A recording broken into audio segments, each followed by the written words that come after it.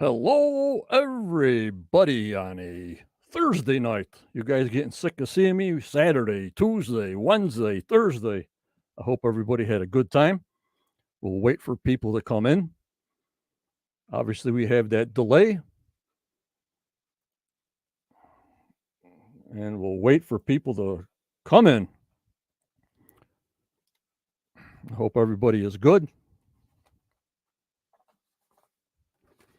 Of course, I want to thank all my YouTube supporters, the Knights, the Captains, the Marshals, the Senechels, Starlene, Caroline, Luke, Jeff, Curtis, Jana, Kelly, Becky, Josh, Annette, Mark, Barbara, Sandollar, Todd, Renee, Roxy, Mike, Jesdia, and Wayne, and also Judy and Daniel Spino for all that extra effort they give me. I also want to thank my moderators, Tammy, Judy, Renee, Michelle, Daniel, Starlene, Kathy, and now Scott, and to our Quest lifetime contributor, Chris Dona. Hello, Deborah. Hello, Becky. Hello, Doug. Hello, Linda. Hello, everybody in the house. Tonight's guest, special guest appearance, that he can explain a lot of these maps and geological things that he posts better than me. Hello, Kathy, BC. How are you? Everybody can see me. Everybody can hear me. And it's just going to be a fantastic night because I go to the guy with the knowledge, not me. I'm just a fan of the show like you guys know.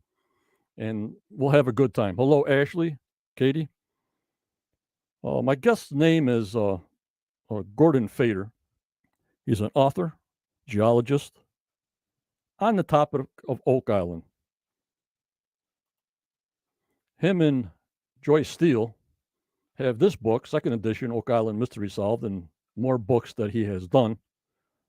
Please look him up. Joyce Steele passed away recently, and she always used to message me, and Gordan knows that.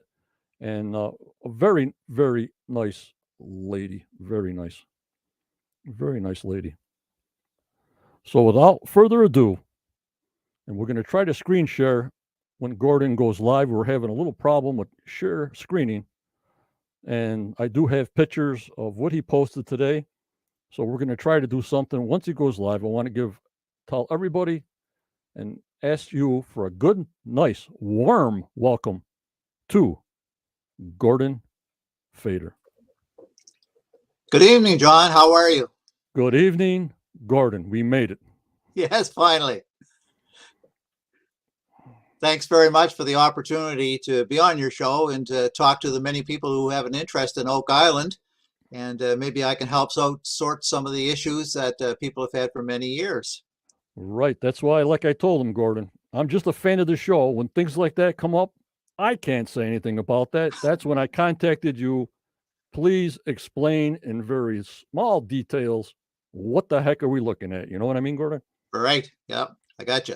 Hello, Lane. Hello, Kathy. Hello, Dan. We are watchers. Says hello, Gordan. I don't know if you can see the chat on your side, Gordan. We're on Facebook, YouTube, and Twitter live. Wow. Big following. Yep. So before you start, you want to try that screen share just to see?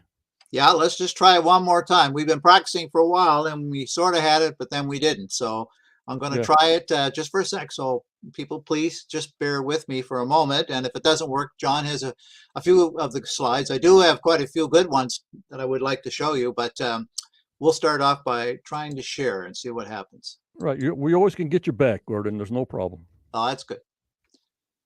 All right.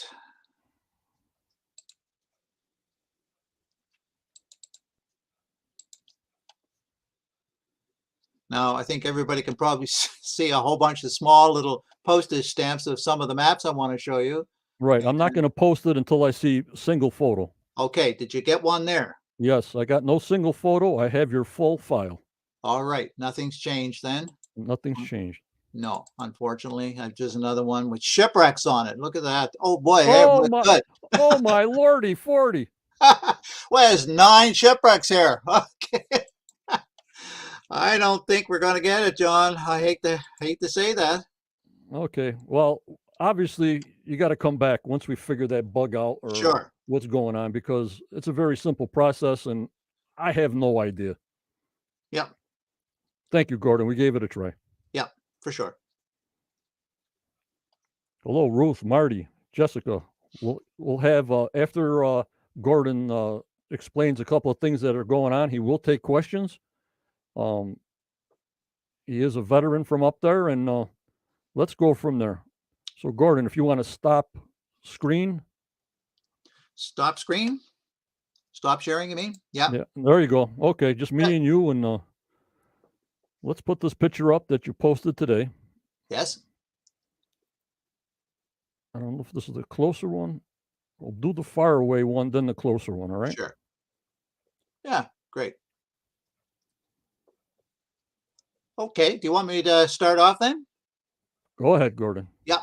Well, I think I should tell everybody a little bit about my background and how I Right. got to be interested in Oak Island and what the story is. So I basically am a marine geologist, and I was educated in Nova Scotia, and I had a long career at the Geological Survey of Canada at the Bedford Institute of Oceanography, and I was what is known as a regional geologist. And so I studied the Scotian Shelf, which is the region offshore of Nova Scotia, and the Grand Banks of Newfoundland for almost all my career.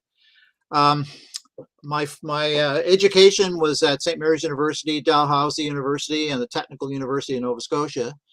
And in a year about 1975, I took a personal interest in Oak Island because if you're born in Nova Scotia and you're a geologist, everyone here knows about Oak Island and what's been going on there.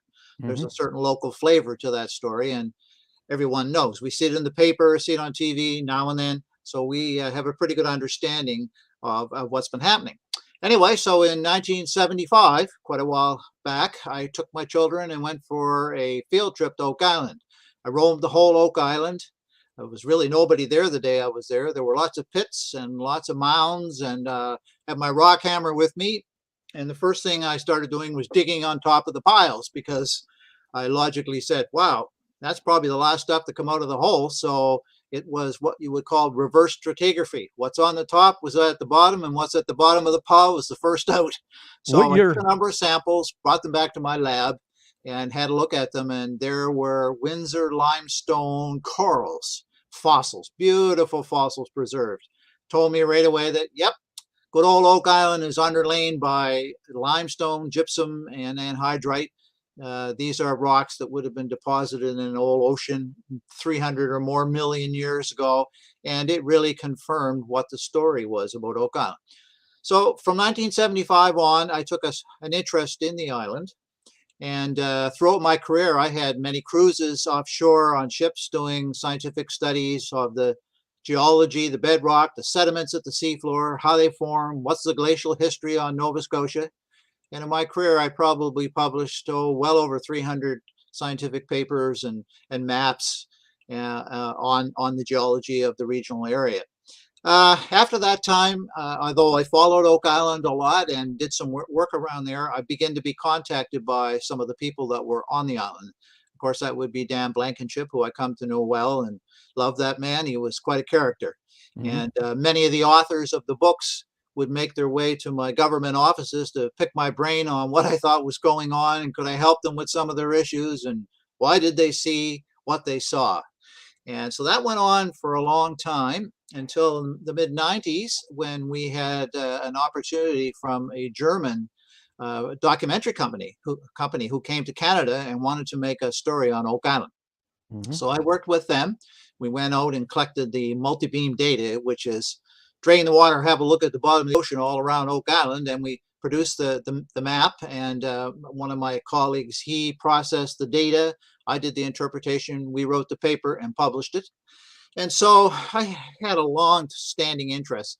These people would come to my office regularly, and we have some good afternoon discussions on what they found. So that's sort of how I got interested in Oak Island. And then recently, I guess it would be 6 or so years ago, Joy Steele gave me a call and said that I did not know who she was, She called me from Cape Breton and said she was an authoress and that she had written the first book and she needed another book, and she had some good ideas, but she needed a geologist because she was kind of lacking that component in her knowledge. So I thought it over, and it's a difficult decision because when a scientist enters the world of popular science or reality TV, you lose control often on your ideas and your knowledge and your experience and everything else. And I knew that for most people, it's really the emotions trump science. Always, that's the way it is. People like the concept of treasure and everything else, and I knew that that would be a difficult path. But talking to Joy, she had great data. She had researched the U.S. or the English archives and found all these secret documents on what went on Oak Island, and it was quite impressive. She passed it on to me, and I read it, and I said, "Wow, she has a really convincing story.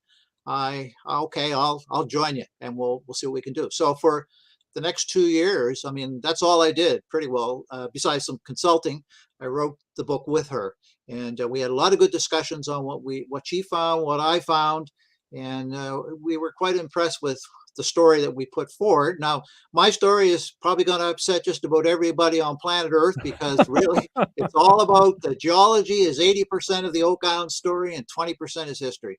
Yep. Or maybe 1% is luck, right? Yep. So basically, our story is quite different than what everybody else has put forward.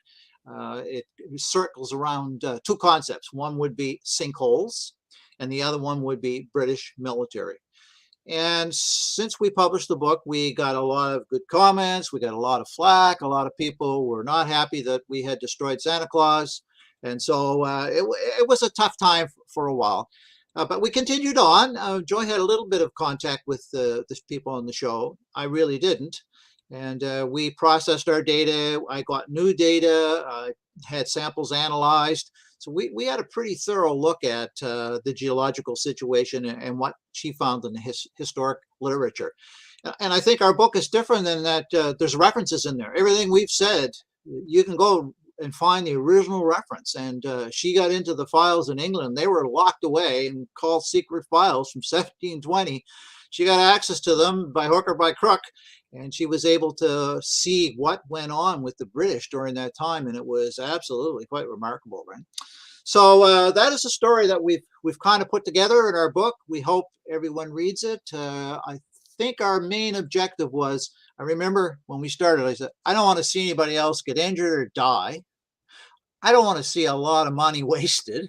And the other thing is, because I'm born here, and have lived in this province and studied the backbone of this province for my whole entire life, I want the truth out there. I want the story to be told from a Canadian, from a Nova Scotian, and as how we see things developing. Now, that's not to be hard on the television show, because I know they march to different drummers, and that's the way it goes, and that's fine. And they have discovered a whole bunch of new things that without them, no one would know they were there. And so they have added to the story. Sometimes you get frustrated when they don't follow up on things and you're scratching your head trying to figure out what was that image you saw or what did that mean.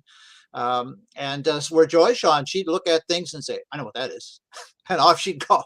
Come back to me 20 minutes later with a paragraph, 4 pictures, and a chapter that she got at some book I could barely read from England on a similar structure or a similar feature. So same with me, Gordon. She would PM me. This is what this thing is. Boom, boom, boom, boom, boom. I said, oh my God, Joy. Yeah. One of the interesting things we observed was a lot of people would say, well, I don't like that. I don't agree with you. I don't like that sort of thing. And that's fine. But you know what? We present the data that we found. So if you don't like it, well, that's okay. But have a reason. Come back to us and say, we don't like it because that's not right. Or the shape is wrong. Or I've seen this in my offshore in my area or in my backyard or my museum. But you can't deny the facts. We deal in the world of facts, and that's what we tried to do throughout all of it. And we tried to take out all of the myths, and there are many. I mean, the 90-foot stone, all the platforms, and there's all kinds of things that you just can't trace down to being correct. We could not find the original documents, and we found 7 or 8 versions of the same story. So which one do you believe? So what we did was we tried to discard all those stories that could not be substantiated. And so then when we moved on and tried to put our story together. So yeah, at the time of Joy's passing, a very sad Yeah, time. bad. She was just what a month and a bit ago. Hmm. She had recurring cancer, and she was the most bravest woman I've ever met. She wrote right to the last minute, and she would contact me every day and said, "I'm coming along. I'm coming along." She has written well over 100 pages of new material. Very creative, and she'd pick my brain and we toss it around. And I'll be honest, I don't know what's going to happen with that material, really. Hmm. I'm still in contact with her family. Of course, they're in grief and they're dealing with this loss. Joy was 57 years of age, a very young woman, and she had a lot left in her, I'll tell you. And she was passionate. She started about the same time as I did. She was a little girl, and she was totally enthralled by Oak Island. She knew the Blankenships well. She went to the island many times. She talked to everybody who was associated with it. And living in Cape Breton Island, there's at the university there's a nice library that has a lot of, from Chappell. He left a lot of his original writings that no one had seen, really. And she's been through all of those. And then, of course, her research in England. So there was a tremendous amount of knowledge that she has. And, her and Dan would sit down, have good discussion. And you'd think that both her and Dan had been working on the island for 50 years by listening to what they had to say.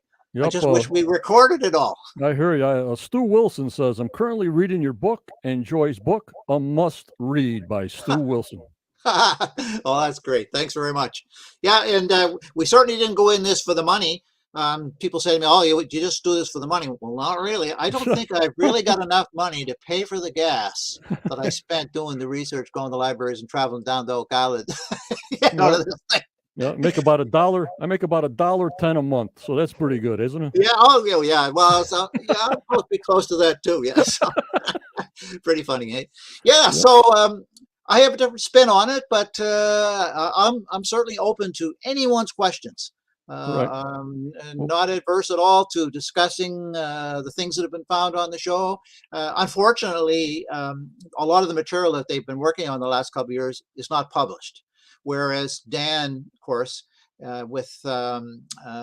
had a number of people who worked with him in writing subsequent books, like Les McPhee. Les McPhee's book is awesome. Right. Because he's an engineer, right? And he went through all Dan's borehole logs, and he converted them to really good diagrams and readable files. And he published a lot of that stuff. And of course, I've been through all of that, had a good look at it.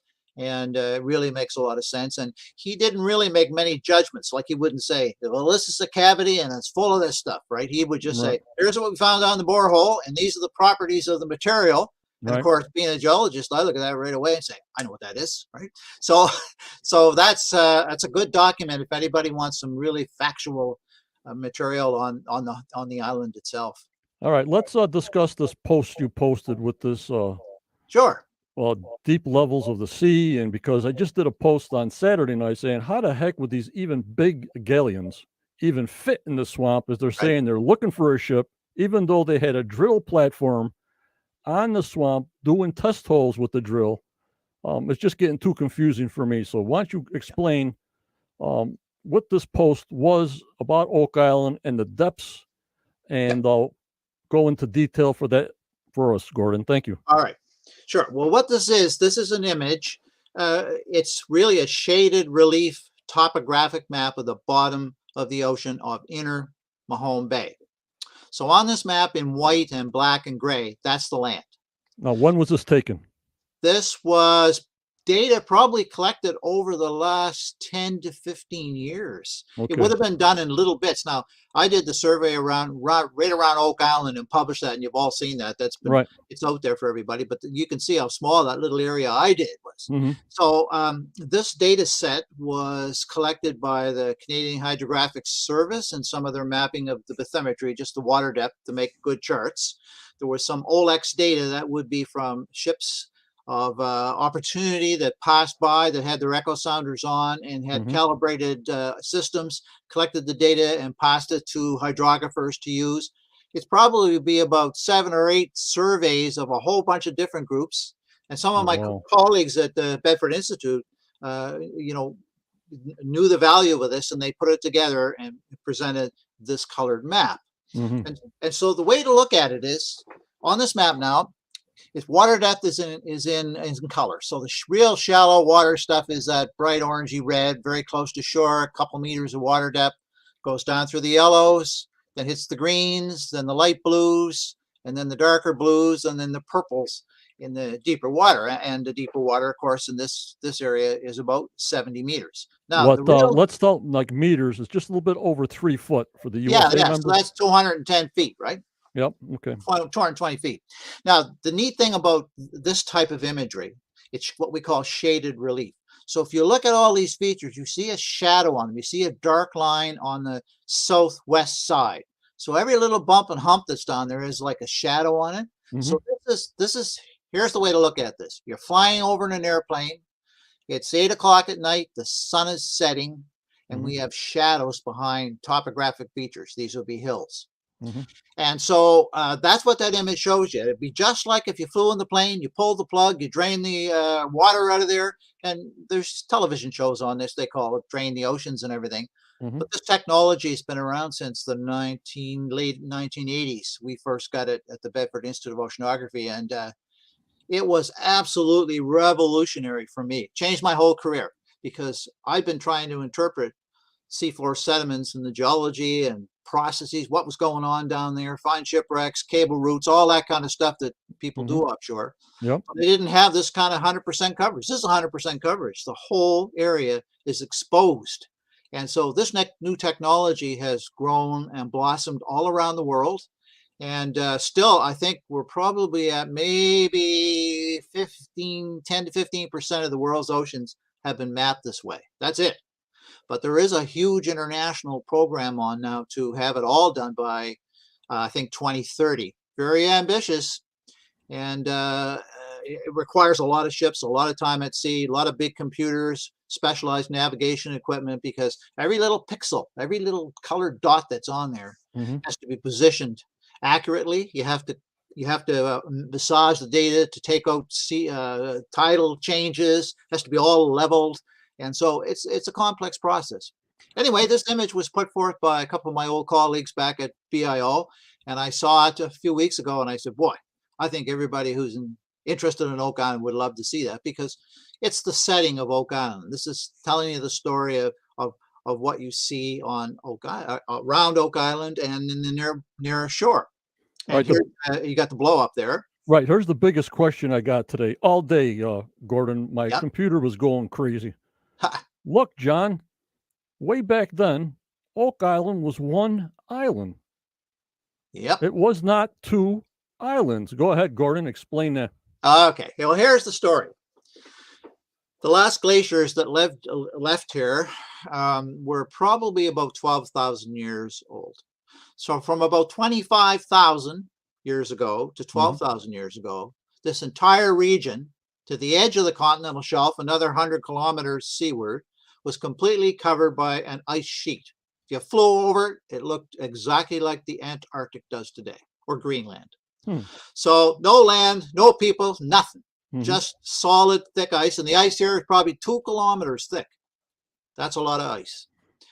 So what happens is, as the glaciers recede and the ice age is over, as the Earth's axis tilts to different ways and the whole physics of ice development wanes, we are now going into a post-glacial period.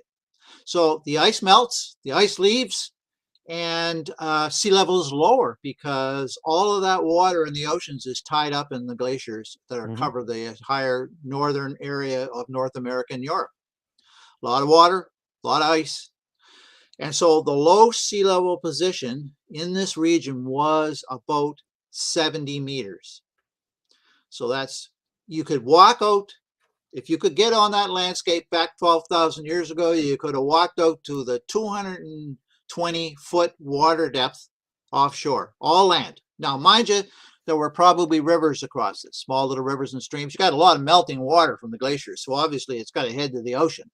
So that happens, and you probably have a whole bunch of little lakes and ponds along the way as well. So then the sea level does something it rises. And the land is also rising, and it causes a complex interaction between the land rebounding from the ice, because it was all pressed down by the weight of that thick ice, and the natural sea level rise. I could spend an hour talking about that, but I don't need to say any more other than to tell you that the sea level went from being 12,000 years ago at 70 meters. It flooded across that surface up to where it is today, and where it is today on that map is between the colors and the black and white land surface. So at 12,000 years ago, that whole surface was land, right? Right. And myself and my colleagues were really interested in the sea level history, and it's a curve that you put together from taking cores of the sediments and dating shells, looking for old beaches, and understanding how the sea flooded across this area. And the interesting thing is what the sea does as it crosses this, it's going across glacial tills. These are mixtures of boulders, sand, gravel, mud. And what happens is they go through the beach zone. So this entire region has gone through a beach zone. Very, very, very high energy, big waves, beaches, big storms. And it reworks all that old material, and the muds all go out to sea in deeper water. And what's left are gravels and sands usually. But as the sea level starts to get really high, then the mud starts to come back and deposit over some of the sands and gravels. So yeah, and there's a picture of the sea level lower in 1743 from Cape Breton. My colleagues at BIO did a lot of this work. What they got their hand on there is a ring, a metal ring attached to a rock wall at Louisburg, where ships tied up. And it's down below water now. So we've done very detailed studies, the Hydrographic Service and my other colleagues at BIO, and we have determined that the recent history of sea level for the last, say, 5, 6, 700 years, down about a foot per 100 years. And that's for the whole eastern seaboard of Nova Scotia. So the Oak Island area, say 300 years ago, water level was down by 3 feet. Down by 3 as a feet. result of that, the island was really big. I have modeled that and tried to trace that old shoreline the best I could with the bathymetry that I had. And it looks like the island was probably attached to the mainland up until about 500 years ago. But I've been getting figures that I've been told, Yeah. over the show and stuff, that the sea level right now in 2022, Yeah. at that time and period in the 17, 16, 1500s, Yeah. it was 6 feet lower. Now it's a foot per 100 years. A foot per 100 years. Okay. Yep. So we go back 300 years, she's 3 feet lower. Go back 600 years, you're 6 feet lower, right? And the 6 to 5 foot contour around Oak Island just about connects it with the land. So there might have been a little bit of water there at high tide. I mean, the tides vary in height from 3 or 4 feet to 6 or 7 feet, depending on whether you got spring tides and neap tides. So basically, for all intensive purposes, Oak Island was attached to the mainland up until about 500 or 600 years ago. You could walk over there. So if there were any early explorers or anyone coming in a ship a long time ago, they could not get in behind Oak Island in the west. There's just not enough water. Right. And as far as getting a big ship into the swamp, what do you think about that story? Oh, well, Ian is my friend who's been the swamp man on the show. He teaches at Acadia, and we have done lots of work together over the years. And he's taken cores in the swamp, which is the logical thing to do. And he got a date of between 300 and 400 years for the age of the swamp. Now, that gravel barrier that you see that they have the road on has not always been in that position. It was further offshore. These gravel barriers are all around all of the islands in Oak Island or in Mahone Bay. Right. And what happens is they progressively migrate higher elevations and toward the land. So that old gravel barrier was offshore some distance back then. And there's no way that there was enough water to get anything in there other than a rowboat for the most part. That's what I'm saying. You know what I mean? Even when they were digging at the swamp, even this season, I noticed when Billy was digging on the inside of the road, they finally hit the sand. I was looking for the old beach when the road wasn't there. Right. And they finally, my members saw that there was a 4 foot spot, maybe 6 foot wide, Just all of a sudden, no gravel, no dirt, no cobblestone, pure sand, Gordon. Yeah, and that is such a standard practice for all the beaches all the way along the coast of Nova Scotia. I can take you to 100 of them if you want to see them. But you know what I would have done if I was there and he got into that sand? The first thing you do is you take a sample of the sand, you look for tiny little microfossils that are in it, and you go off and do accelerator mass spectrometry dating of it all, and you'll get an accurate date within 50 years, and you understand exactly when that beach formed. Right, because I was telling my members, well, they dated sticks under the stone road, or wharf that I call it. Yes. I says, well, how come they can't find a stick or something in the sand pile? I'm going sticks. You're going microbes. I understand. Yeah, And one of the things that I think that we see from the show when you watch the show, people don't take into consideration the amount of wood that's in the swamp, and also in the amount of wood that's down at the money pit. When I watch the show and they bring up the big grab, or they're plowing out the swamp, I would say 30% of the material is tree roots, branches, twigs, logs, all kinds of stuff. And that would be expected. Any of our coastal areas of Nova Scotia that have a barrier beach on it like that, in the swamp, are just full of wood. And it's all different ages, comes from everywhere. I walk along the beach, and any given day, you can pick up 5 or 6 pieces of wood that look like they're off some old boat. They're kind of worn. They got a few holes in it. They got smooth edges on it. They all look nautical. Who knows how old they are and where they came from? I mean, that stuff is moving around the time. As a matter of fact, I have a friend who owns one of the islands just south of Oak Island. And he tells me he's not out there now. It's too cold here. Right. He'll go out there in the spring. He said, I'll be able to find enough wood on the beach to light my fires in my little camp all summer. And I'll probably find enough big logs with steel pins in them, and sometimes wrought iron. I said, I can rebuild my dock. Common practice in areas like this. A very, very high energy coastal environment Nova Scotia is, and we're going to get that this weekend. They already have a storm surge warning out. So right, northeasterns really bring a lot of stuff. And imagine, members, when there was no road there. Yes. And the swamp, I guess, was man-made in 1280. That's what they're saying. Do you agree with Dr. Spooner that the swamp was sort of man-made after? No, I don't agree with that at all. The swamp is perfectly natural. It's just a slight depression between two drumlins. And you got to remember, the drumlins are shaped like an egg, right? Right. So they have this, and you can see it on the map that you're looking at there, the linearity of this whole grain of surface that runs northwest to southeast. That's the direction of the ice. The ice made these drumlins and formed them. And it's like, Oak Island's like having 2 eggs in a basket. You look at the 2 eggs, and between them, what do you have? A triangular shaped depression, right? There you go. And that's all it is. The dating of the 1,200-year-old date of the wood that they found on that gravel surface way up in the swamp. In my mind, I have not had the opportunity to get there, put my hands on that thing. I would love to, but from what I can tell and the data that I have, it clearly shows that 1,200-year date is probably real, but it's a piece of old wood that Fred Nolan plowed into the swamp. And if you look at can't show you the image tonight, but we'll do it another night. The LiDAR image from Oak Island clearly shows where Fred came in with his tractor and started to dig the edge of the swamp in the northeast. He dug some big holes, some big craters. And then he dug that big thing, which we call the Great Trench. And he plowed all that material out to the center of the swamp, where he put a shaft down, and he wrote on his map Fort and Gas.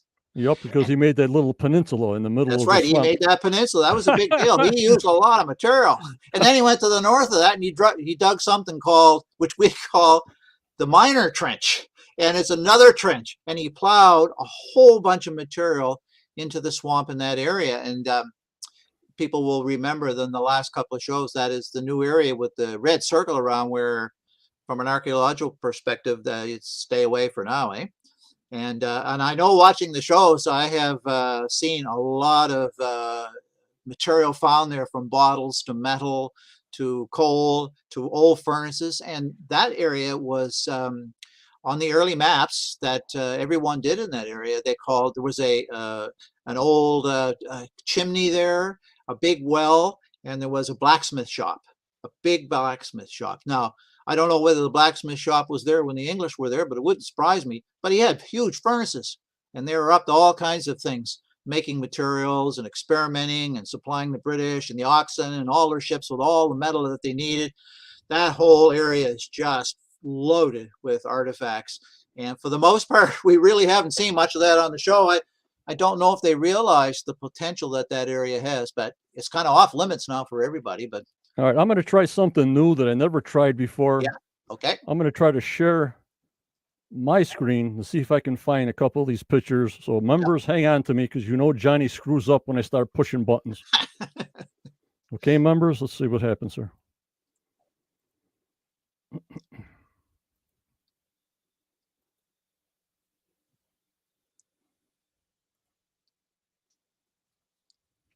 Yes. Excellent. That's one of them.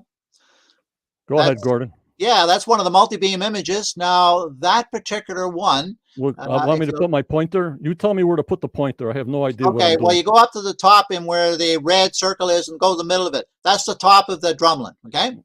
Okay. Now, you go to your left, and you keep going outside that to the long linear feature. That's the Great Trench of Nolan. And he plowed all of that material that was in that trench. That's big. That's a huge feature. He must have moved hundreds of cubic meters of material, or tons, and pushed it all out into the swamp. And he went right out into the middle of the swamp, filled it all in, put a road on it, and then he put a great big shaft at the end of that. And we really don't know what the heck he found or why he did that, but he wrote on his map. He wrote on his map, fort. That's what he called it. So I don't know whether he was building his own fort to keep Dan away or what he was up to. And then he wrote in quotes right beside it, gas. So that's the image. And it would be a little bit to the north of that image where the other fill-in of the area is. If you move your cursor down right in the middle of the image and you see all that a little bit to the south, a little further down below, all of that is activity associated with the money pit. Roads that have been dug through there, materials that have been all moved around. Now I have multi-beam imagery that's about 50 times as high resolution on that. You can basically see a pimple on somebody on some of the imagery I have. This is a little better one. Yes, very good. Now move your cursor to the right again. Okay, now you're going to go to the left. A little more. See the Great Trench, that long linear feature? Yep. Now you go a little bit more to the left. You see the minor trench. See that? There it is. Go up to the north a little bit. It continues. Where you have it positioned right there, that's all fill-in material in the swamp. And that's where, when they were digging around there, they found that great gravel layer. And if you look at that with the aerial photographs of the area, I have all the aerial photographs for many, many years. It all matches like precisely. You can see where Dan brought his tractor in, started one day, dug a hole here, then dug a hole the next day and dug it. You can see this progressive digging. And in fact, he dug up so much of his property. It's incredible. Yeah, that's actually not too bad. This is a closer one, right? This is the closer go to the one. left here. There's the Great Trench. Now you go to the left. There's the fill into the center of the swamp. Right, that's the peninsula, right? Yeah. Now go directly up north. Right in there. So back down south. You see that flattish area with that edge around it, that lighter color edge? That's all fill-in material. He dug into the side of the drumlin and moved, again, huge volumes of gravel. And he moved it out into the swamp and filled that whole inner. He filled it in right to the eye. And it's very clear on the multi-beam and the photographs that he did do that. That's not helping us much. It's too much vertical exaggeration from the wrong angle. Yeah, that's better. There it is there. Okay, now you can see it even better. Okay, let's go back to the big Great Trench. You see the Great Trench? Right here. Yeah. Now, go out to the middle of the swamp where he has this hole. You can actually see the center hole in that. That's where he put his shaft down, right? Yeah, I can see the shaft hole right there. Now, go directly to the north. Look at that flat shelf. See that flat shelf? Right there, yep. Yep. And you see the back wall of the shelf, there's a bit of a shadow on it. Yep. That's where he dug into the till and pushed all that material. And that was the location of the blacksmith shop, the well, the tower, furnaces. And the photographs I've seen of some of the digs in that area had all kinds of artifacts in it, just loaded. There's a wonderful story in there. We saw pottery, and we've actually, Joy in her last writings had seen some special equipment there. There's a better shot of it right there. Again, look at that. I don't even know where I got these from. Did you send me these? I might have. There was been a number of them kicking around. The ones I had actually had some. I put an interpretation on them a little bit, but yeah, there's the Great Trench. You see? The Great Trench. Yeah, the Great Trench, right up to the center, and now that flat shelf area. See it? There. All that entire. As a matter of fact, the multi-beam imagery I have there shows individual tractor blade marks from his big tractor. Really? Yeah, you can see actually where he took the blade and drove the tractor, pushed the material out the swamp, and then drove back and drove out at another angle. So the evidence is pretty overwhelming that that platform was produced by Fred, and he really destroyed a lot of the artifacts that were on that island, or he buried them all. I don't know if he knew about them or if he was appreciative of what was going on. I mean, in his writings, when you read it, Fred says, no question in my mind that this was done by the British. That's what he says. He says the engineering is too great. It's too technical for any small little group of people to come in and take this on. And that was his feeling. But he pushed all that stuff in there. It's quite incredible. Yep. And there's Fred's cottage. There's the house. Yeah, there's all the Fred's, buildings are there. Yeah, buildings there. I just want to show the members so they know what the heck I'm doing. Yes, those are buildings, and you're looking at the roofs. Yep. And then this one's even closer. Yep. That's even closer. And there's the big trench. The big trench goes way inshore. And right in, you hold your arrow at the top. You take your hand up to the north. Right there. Stop there. That is the area where the show thought they found the serpent mound. Whoa. Yeah. And when I looked at my multi-beam, again, I do have that very high resolution material. You can see the tractor marks of, again, Fred, how he plowed all that material and made those mounds over there, pushed all the boulders.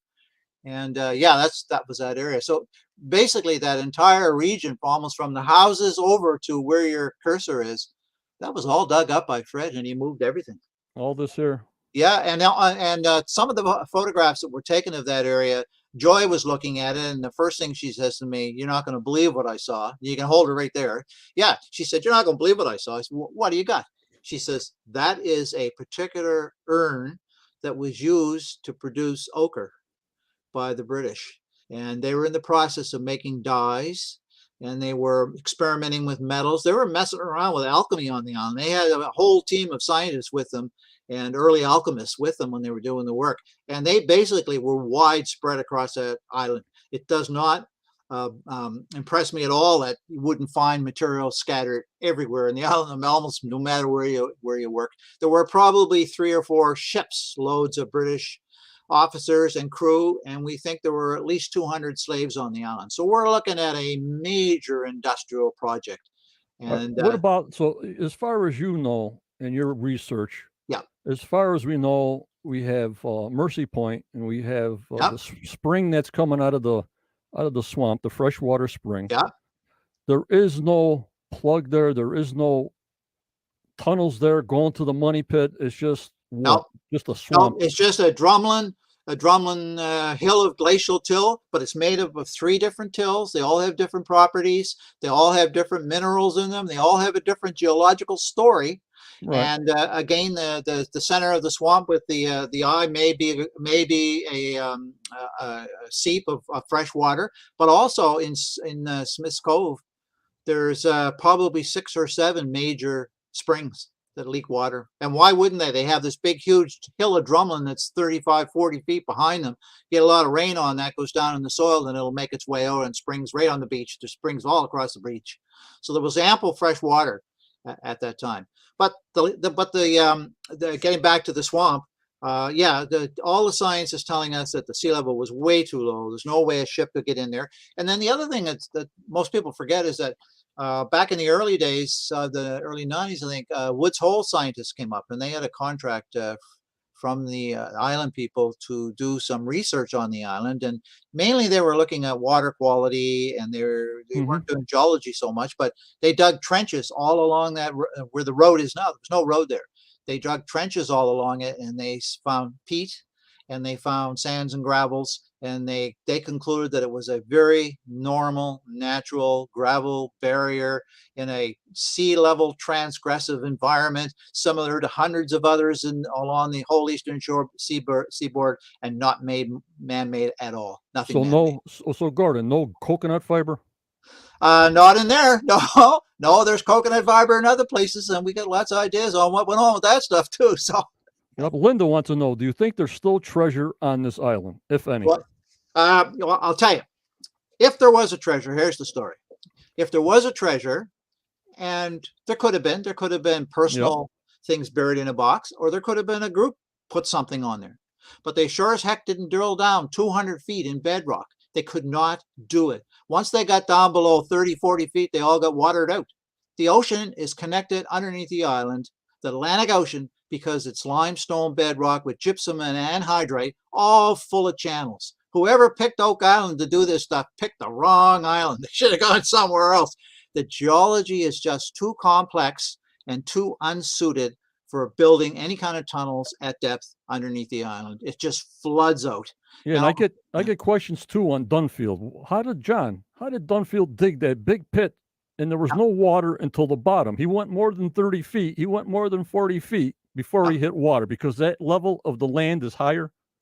Yes, he went down 140 feet, and the width of his thing, his pit was 100 feet. Right. But again, it depends on the time of year, and Right. it depends on the water cycle, what's going on underneath Oak Island. The water down there moves a lot. And I remember in the early days when Dan came to visit me, he used to show me these pictures that he took from some of the cavities, and a couple of them were clear enough to see. And what I saw clearly showed me a high volume flow of water moving across the surface. There were all these beautiful curved surfaces on the limestone that you get where fast moving water does it. And then there were also sediments where he saw the hand and the face. Yeah. They were just fine grained muddy sediments deposited behind little bits of gravel on the bottom of the cavity or the trough that he was in.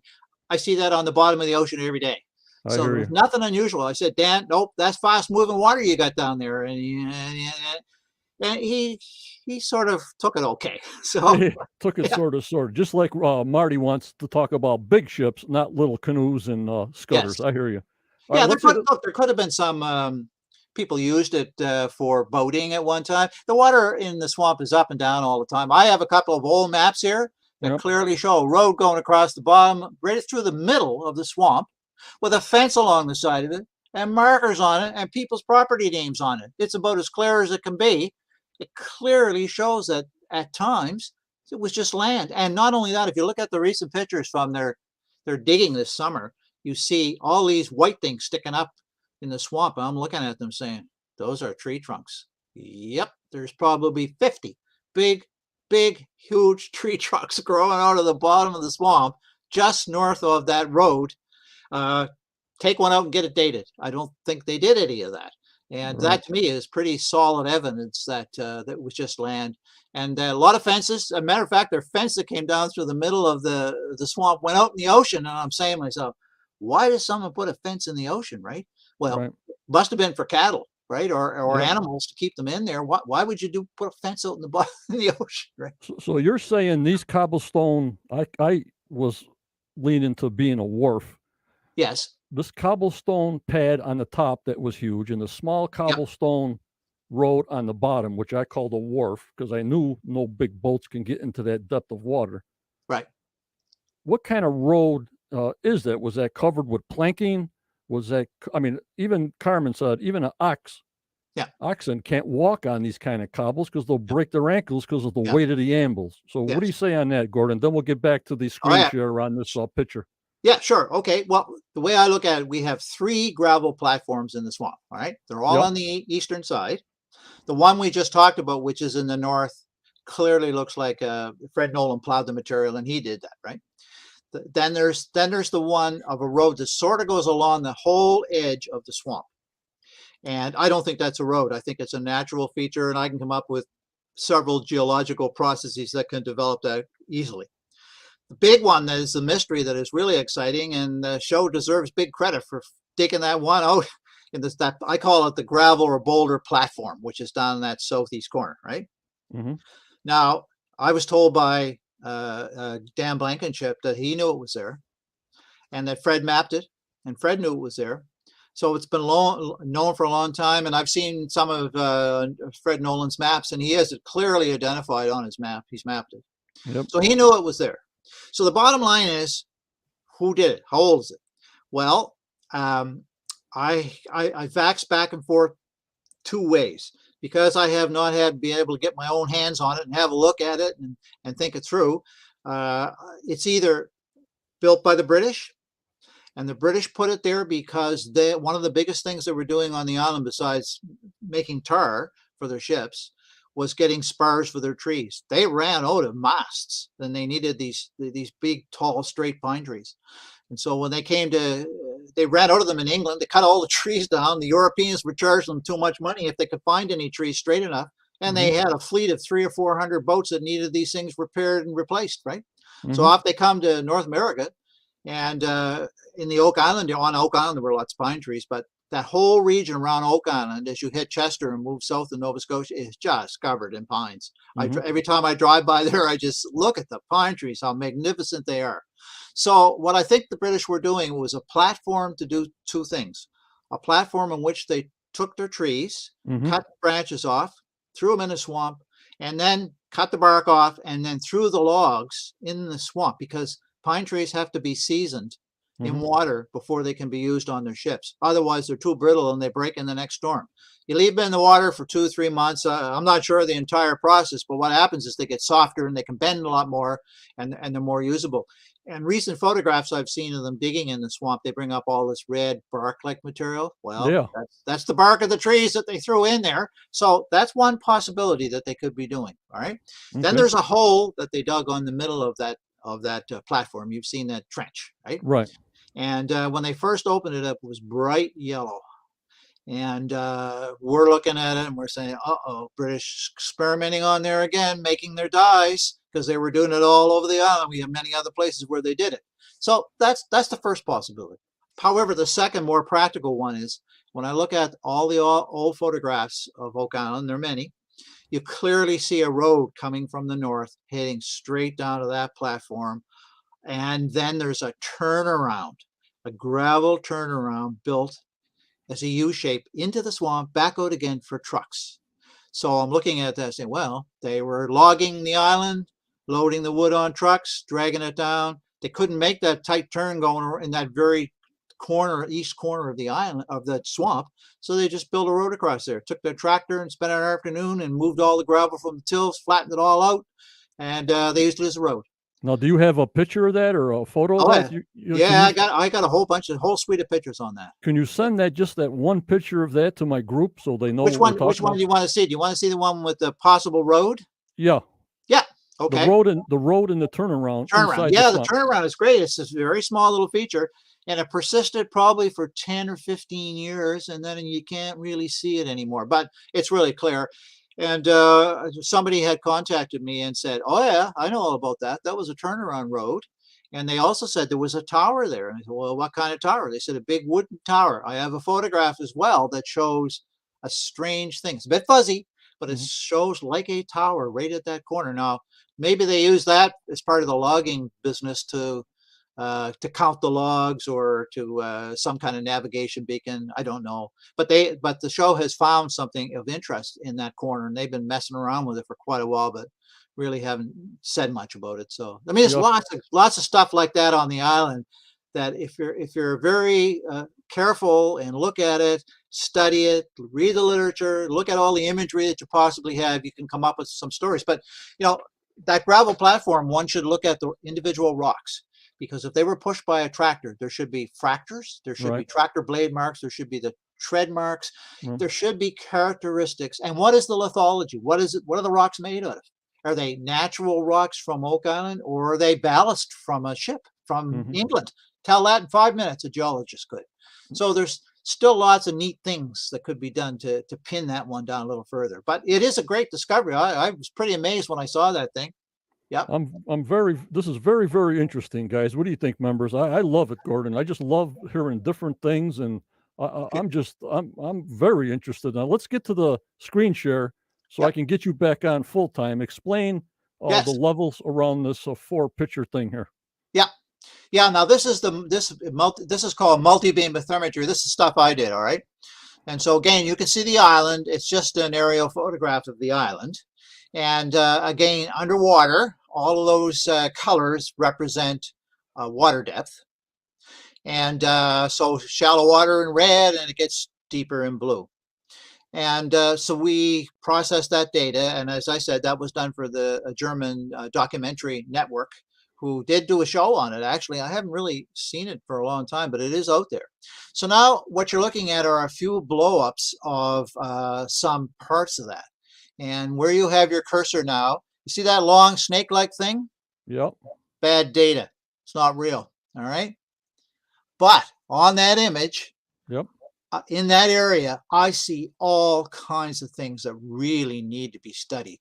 And that leads us into another aspect of Oak Island, that I believe the entire island had a major earthquake and sunk down sometime in the past. I don't know when. I'd even think that it may have been the reason the British left. And so let me point a couple of things out there. So you take your cursor and go up to the north, go to the left. Okay, down a little bit, down a little more, a little more, a little more. And right beside that on the left is a circular feature. See it? Got it.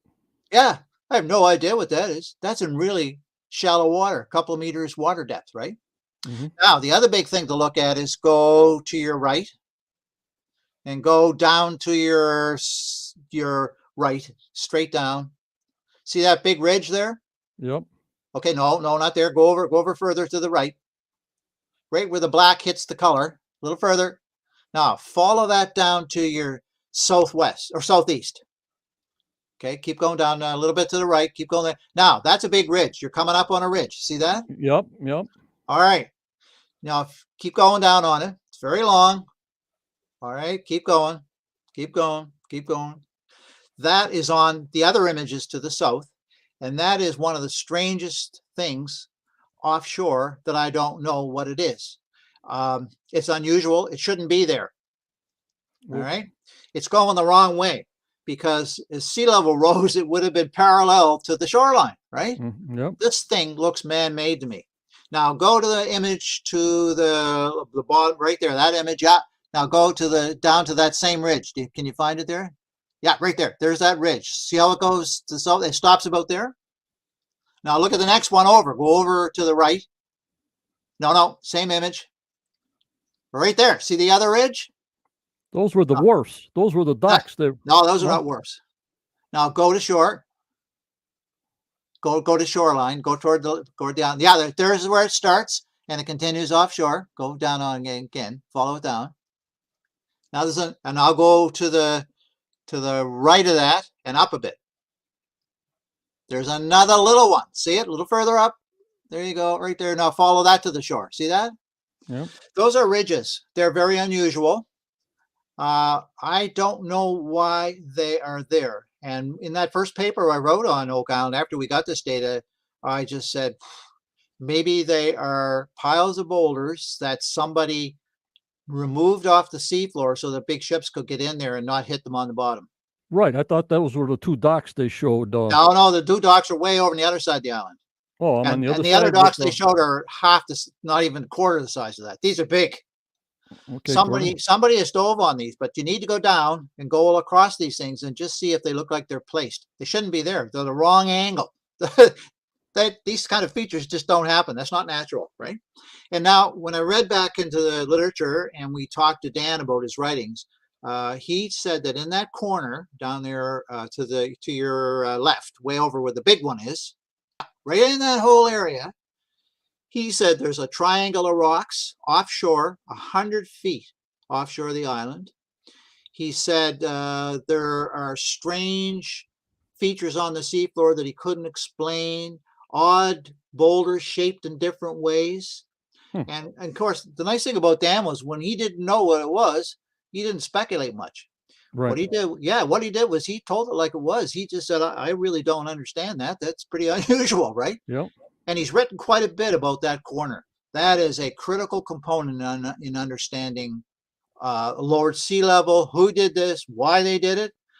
Very probably difficult to get at it, but there are new seismic mapping systems and side scans that you can get in right into the beach now, and you can map features the size of your fingernail. Very, very high resolution. Yeah. There you go. Yeah, there's the image. There's a good image. Let's talk about that. Hey, there you are, Gordan Fader, January 9th. Yeah. Well, my story all along and has been about sinkholes on the island. Yep. That the geology of the island and the subsurface is prone to sinkhole development. And many other geologists have said this as well. I'm not the first guy to do it, but I probably did the most scientific investigation on it. So I looked through all the boreholes and looked at all the information from the drillings and the samples that were brought up to try and see if that story is true. Well, the image that's on the right side there, the black and white one, right? That is from Oxford, Nova Scotia. And that's a LiDAR image taken from an airplane looking down over a community. Now, on that image, there's people living there, there's houses, there's probably cars parked there, and that's a major Nova Scotia highway crossing that area. All of those circular features that you see on there are sinkholes. They are at the surface. They're right at the surface, and you can walk up to them. Most of them got water in them, but a few haven't. I've actually drove my Toyota in one of those things, and a very steep surface. You have a hard time walking across the woods there because these holes are up and down. It's just one rough terrain. Okay. And that is a whole area of active sinkholes. Last couple of years, the big one up the north there is a huge lake. It all dropped right off, the whole thing right there. She dropped right down. All the trees around that area fell in it. They were gone in seconds. And then there was a big facility there. I think it was maybe one of the social groups of the area. They actually had abandoned it. And then some guy came along and actually bought the land and he filled it all in. And I just shake my head at that one because he's hoping that he can recover the land and build another building or do something. There was a park there. Yep. But that tells me that that is a very dangerous region. One should not build a house. As a matter of fact, the highway, you see the highway crossing it? You got it. Well, every time I drive across that highway, there's a little dip in the road. Oh, boy. And, yeah, and the department of our highways department has been studying it very carefully because they're quite worried that the whole thing will open. And sinkholes can open fast. They can actually open fast. So anyway, so the image on the left, if you want to go back to that one again, that's the new image that they posted from the seismic data on Oak Island. Okay. And so what I've done here is I've drawn yellow circles on it where I can see sinkholes on that surface. Now that is one particular layer beneath the surface. This is not the surface of the island. I think the very left-hand side circle is the money pit. And all those other circles are in sediments at depth underneath the surface of the island, but they're circular sinkholes in the process of developing. Is that where they're saying that, Gordon, is that where they're saying that 12 by 12 foot chamber might be by seismic testing? Yep. The 12 foot chamber is at that circle right there. And I think that's just the money pit. That's where the older pits have been drilled and everything else. Okay. But there's on that image, there's only one place where I see there may be a tunnel. And it's not really a tunnel. I think it's just a cavity within either the till or the gypsum bedrock in the bottom. They're not clear about this. I wish they had a better scale on it. I wish they explained it a little more. But I've looked at seismic data my whole life, so I'm used to looking at this stuff, right? And those are sinkholes. And that tells me right away that underneath the surface of the island, sinkholes are developing. They're still forming. It's a dangerous place. One needs to be careful. And the Geological Association or Society for Nova Scotia has produced a map that shows this as a hazard area that really you probably should not build there. You got to be really careful. And so I see that clearly as a sinkhole surface. And I think I mapped 19 there. And probably only 3 of those have ever made the surface, but someday they will. All right, let me stop sharing this. We got 1,000 questions now, Gordon. Okay. Hold on, guys. I got to get back to my group screen here. Yep. Oh my God, I did all right. Oh my lordy 40, what the heck was I doing? That was the first time for me, Gordon. Okay. All right. What about the bones in boreholes and the wood that's real old at great depths? How Yep, do you? good question. We get this all the time. Got to remember now, where C1 is in the Money Pit area, that's where Dunfield dug his big hole, right? Right. So a lot of that stuff that they're drilling is just bringing up old material that was down Dunfield's hole. He just dug it out, put it on the land, found nothing, pushed it all back in, all mixed up, all contorted. And you got to remember there was a lot of shafts dug in that entire region, and most of the shafts had to be fitted with interior wood structures to hold them because it's in glacial till, and that 40. till doesn't have a lot of strength in it. I, It'll I, I collapse heard on something top of like it. 45 shafts and over 2,000 holes just in the Yep. Money Pit area.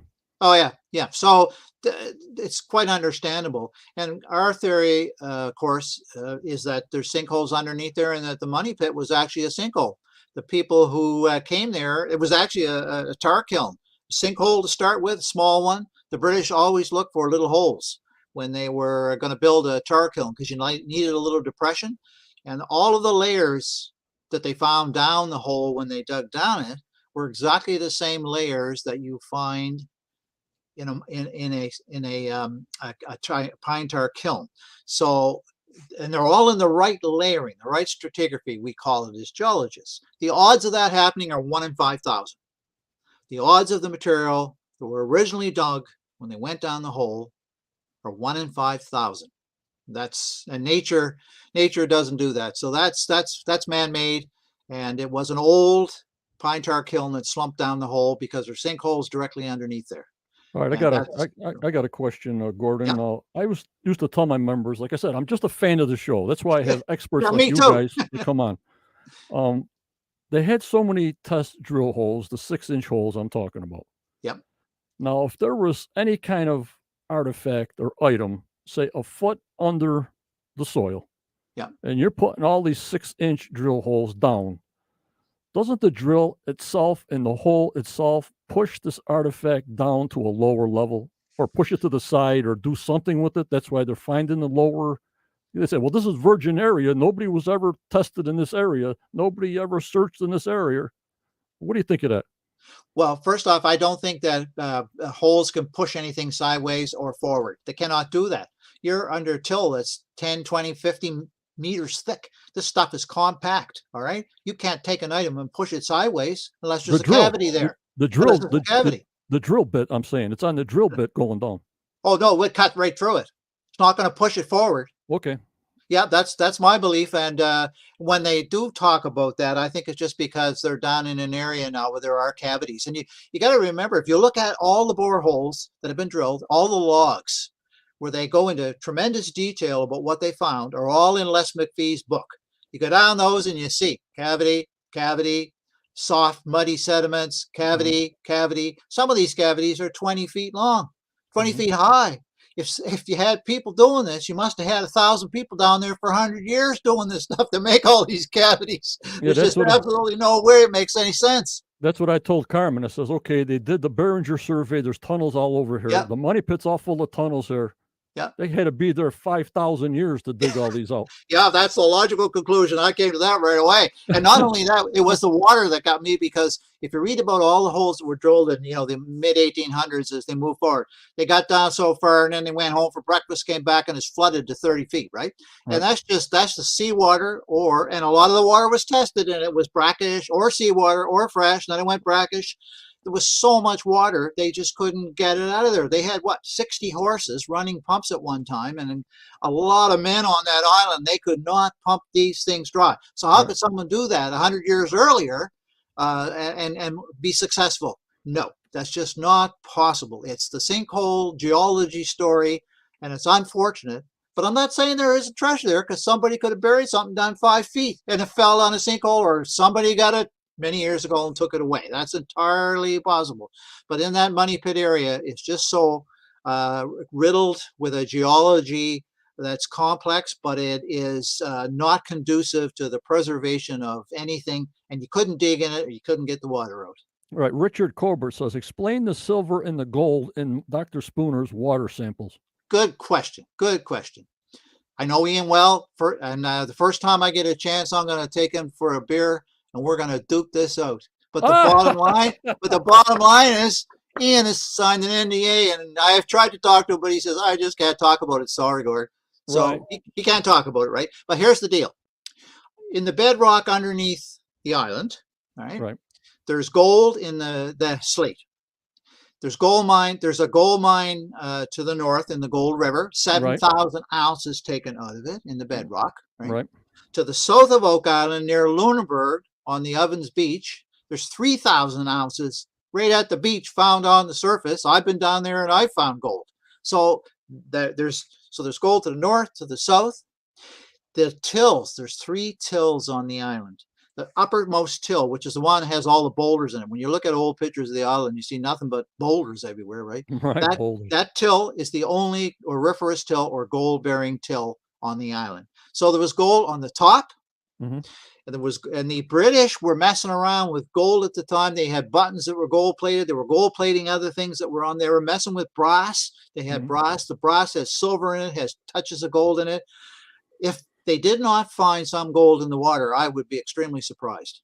You had to find it because it's to the north, south, east, west, all around the island. And the percentage, when he says there's silver down there, and this silver quantity can fill this war room or can fill a dump truck full of silver. Well, that was probably taken out of context because the amount that showed up in the measurement was called, what a scientist calls, is a trace. Something that is so small that the equipment of the time could not measure it.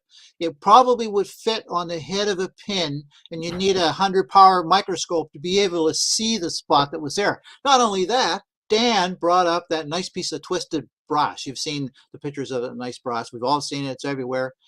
It had silver in it. They sent it off to Cape Breton to get analyzed. Joy tracked it down, had the reports on it. The guy said there was like 1 or 2% silver in it, natural silver, because they were making brass with copper and zinc. And then and not only that, to the north of the island, on the other side of the bay of Mahone Bay, they found silver over there. With Galena, there was small quantities of silver in boreholes that were drilled in the bedrock. So, like, the evidence is overwhelming that they should have found silver. I'm glad they did. They just confirmed that yes, it should be there, and it was. Oh my lordy 40! This is very, very interesting. Yeah, you know what? Oak Island is full of twists like this. Every time that something is brought forward, quite often people are left hanging, and people have an interest in this. And I think that's wonderful. People have such an interest in geology and geophysics and history and everything else, but they start to use their imagination and say, well, how can that be? How can that be? Well, unless you're a geologist, it's difficult for you to figure this out. How are you going to figure that out? You don't have the training, you know? Right. And in my case, this you is know, in my Gordan case, and I've been Joy's, down there for 45 years. right. This is Gordan and Joy Steele's book, second edition, Mystery Solve. Look them up. Support them if you can. And that's why we got them on also.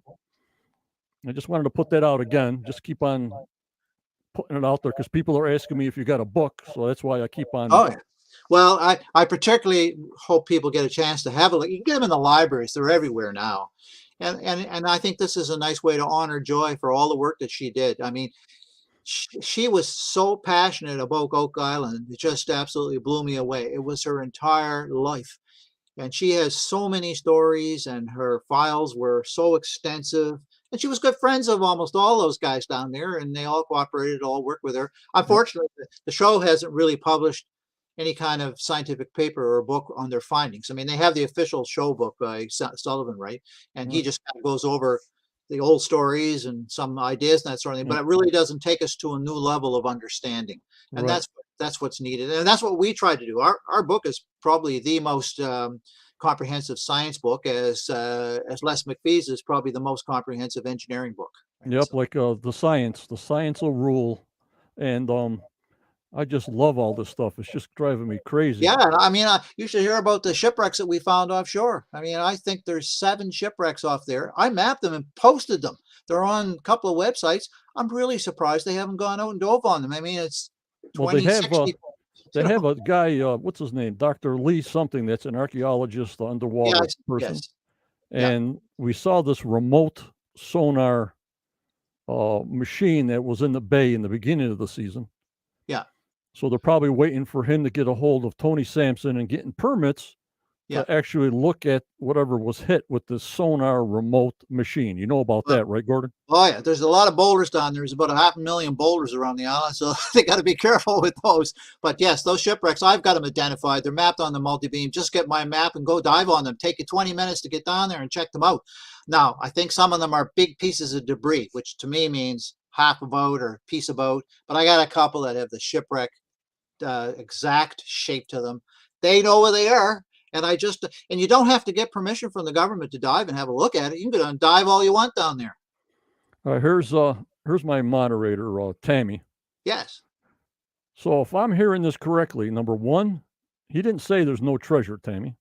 Number two, there was no hidden artifacts that will change history. And number three, the 226-year-old legend is baloney. No, I would say to look at it is that I said there could be a treasure that was buried at shallow depth and is either long gone or fallen down a sinkhole. It may be extremely insignificant, but don't know. Right. It's the story of Oak Island is spectacular, but it's because the British military came there in 1720 and set up a huge industrial site where they were doing secret things. It was the middle of a war with the French. They were making tar and spars and experimenting with alchemy, messing around with metals. They were making zinc products. They were making dyes to sell to the natives. They had a whole manufacturing businesses going on that island. They were everywhere on the island. The artifacts should be all over the place. They had slaves. So where are the slaves? 200 slaves. The boat was coming from the Caribbean, and it was captured by the British at the same time. And we have evidence to suggest that those slaves were taken to the island. That is a chunk of the history of the Black population of Nova Scotia that is missing from the history books. What happened to those people when this whole thing ended? Were they taken back to England? Did they send them back to the Caribbean, or did they push them down the holes? We just don't know. That is one chunk of history that's missing. Right. BC says, you mentioned economists. Can you say who, names of people involved? It was the British that did it. The British, they had a whole team of alchemists.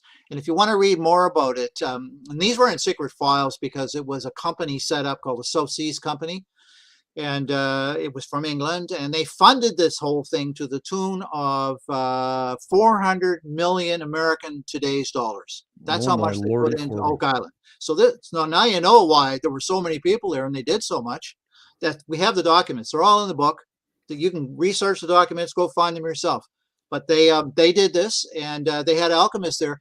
And if you go down in Virginia, and read some of the history books about alchemy in Virginia, they're doing the same thing down there at the time.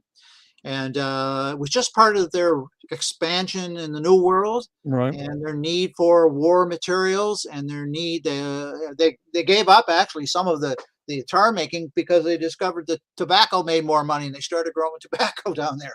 Was there any shale oil on Oak Island? No, none, zero. No, wrong rocks, wrong geology, wrong everything. Because the McGinnis book tells of them finding shale oil rocks on Samuel Ball's property and boiling the rocks and using the oil for heat and light. Well, what the heck does all that mean then? No, I don't think that's correct. It's a Halifax slate, which is slate rock. It looks like shale, right? Okay. And it's over on the mainland just when the causeway comes across, and it outcrops around a few little places in the west on the island. But that's major geology of Nova Scotia. Those rocks form the backbone of our whole entire province. They're old sediments that were deep in an ocean at one time, and when the continents came together, they got squished and heated and everything else. There's no oil in them. We've never found any oil in them whatsoever. So they're not, but they're a source of gold. There's a lot of gold in them. So that was natural that one would be looking for gold around that area. Right, but I'm just saying the story from them passed down.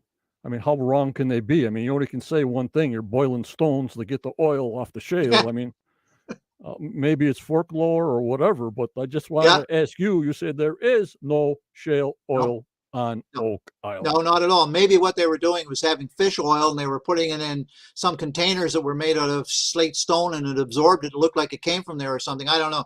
And that's one of the issues. There's so many little stories about poor old Oak Island like this that are myth, and you can trace it and trace it and trace it, and it just goes off into tangents. There's no artifact around, and it's very difficult to substantiate the stories. All right, I'm going to ask you these two questions here. Yeah.